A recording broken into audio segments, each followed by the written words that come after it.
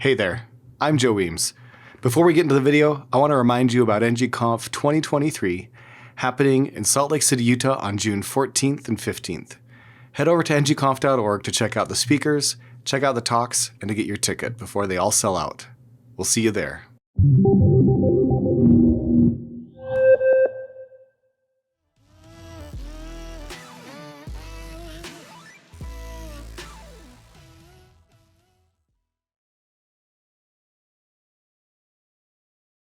Hi, this is Mike Callaghan. I get asked from time to time what kinds of advice I have for people looking to get ahead, be taken seriously, or just be thought of more positively. If you want to have a more positive impact to those around you in your daily life, personal or professional, I have 2 words of advice. Slow down. Allow me to set the stage. Most of the people I work with tend to speak too quickly and too loudly, myself included. We talk over each other, we interrupt each other. It's hard to get a word in edgewise. And when you do finally speak, everyone is so loud and so fast, it's hard to remember or even understand what some people are saying sometimes. Just me standing here telling you this is only going to allow you to understand it superficially, but I want you to understand it at a deeper level. So here's what I did. I recorded myself reading a quote from one of my favorite movies, Mr. Smith Goes to Washington. I recorded it 3 separate times, at 3 different paces, so that you can hear how different they sound from each one to the next. I assure you that throughout the recordings, I have not used any editing to speed up or slow down the content. It's not a long passage, but I think you'll see what I mean after you've heard all 3 versions. At first, I simply read the words at a comfortable pace without trying to go slower or faster than I normally would. I guess this is just another lost cause, Mr. Payne. All you people don't know about lost causes. Mr. Payne does.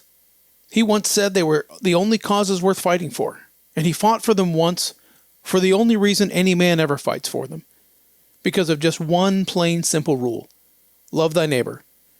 And in this world today, full of hatred, a man who knows that one rule has a great trust. You know that rule, Mr. Payne, and I loved you for it, just as my father did. And you know that you fight for the lost causes harder than for any others. Yes, you even die for them, like a man we both knew, Mr. Payne. I believe it's understandable. On this pass, I read the passage as fast as I could without the words becoming garbled and meaningless. I guess this is just another lost cause, Mr. Payne. All you people don't know about lost causes. Mr. Payne does. He said once they were the only causes worth fighting for, and he fought for them once for the only reason any man ever fights for them, because of just one plain simple rule: love thy neighbor. And in this world today full of hatred, a man who knows that one rule has great trust. You know that rule, Mr. Payne, and I loved you for it, just as my father did. And you know that you fight for the lost causes harder than for any others. Yes, you even die for them, like a man we both knew, Mr. Payne. Though the words are reasonably clear, it strikes me that the overall message is lost. The next reading is my attempt to go as slow as I comfortably could, paying attention to each word and speaking as clearly as possible. Another advantage of going slowly and seeing and hearing and feeling each word as you read it means you can add a little bit more emotion to it. So see what you think. I guess this is just another lost cause, Mr. Payne. All you people don't know about lost causes. Mr. Payne does. He said once they were the only causes worth fighting for. And he fought for them once, for the only reason any man ever fights for them. Because of just one plain, simple rule: love thy neighbor. And in this world today, full of hatred, a man who knows that one rule has a great trust. You know that rule, Mr. Payne, and I loved you for it, just as my father did. And you know that you fight for the lost causes harder than for any others. Yes, you even die for them, like a man we both knew, Mr. Payne. To me, it does not sound forced or intentionally prolonged. It sounded worse in my head while I was reading it than it sounds to me now. What do you think? Can you hear or possibly even feel the difference? I hope you agree that my final reading is the most impactful and imparts the greatest meaning to the listener.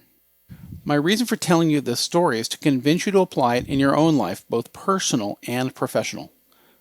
Whether you are reading or speaking, intentionally slow yourself down. Hear each word as you speak it. Pay particular attention to enunciating the consonants. If you can do so naturally, try to use fewer contractions. Say cannot and will not instead of can't and won't. Speaking more slowly has the additional effect of causing us to speak more softly.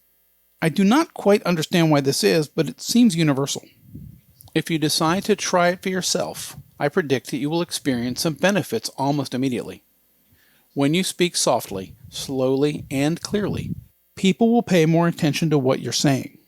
Perhaps it's counterintuitive, but you will be heard more the quieter you are. Choose a similar passage of text that is important to you and conduct your own experiment. Record yourself and play it back. Find out how it sounds after a brief delay to reset your brain. Apply it in your daily life. Deliberately trying to slow yourself down when you speak and read. See whether or not people begin treating you a little differently, maybe with a little more respect. Report back and let me know how it goes.